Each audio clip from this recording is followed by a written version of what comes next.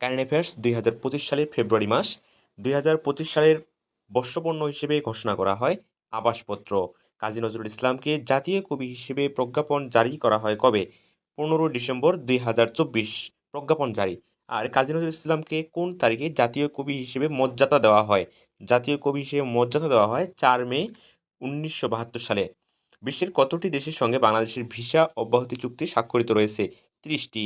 সর্বশেষ কোন দেশের সঙ্গে বাংলাদেশ ভিসা অব্যাহতি চুক্তি স্বাক্ষর করা হয়? পূর্ব তিমুর। জুলাই গণঅভ্যুত্থান অধিদপ্তর কার্যক্রম পরিচালিত হবে কোন মন্ত্রণালয়ের অধীনে? মুক্তিযুদ্ধ বিষয়ক মন্ত্রণালয়। নবনির্মিত জুলাই শহীদ স্মৃতিভবন কোন বিশ্ববিদ্যালয়ে অবস্থিত? ঢাকা বিশ্ববিদ্যালয়ে এই জুলাই শহীদ স্মৃতিস্তম্ভ অবস্থিত। 15 জানুয়ারি ২০২৫ জুলাই গণঅভ্যুত্থান ২০২৪ এর কতজন শহীদের নাম গেজেট প্রকাশ করে? ৮৩৪ জন।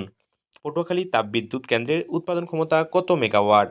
১৩২০ মেগাওয়াট। নিম্নের কোন আল্ট্রাসুপার ক্রিটিক্যাল প্রযুক্তি ব্যবহার করে নির্মিত বিদ্যুৎ কেন্দ্র?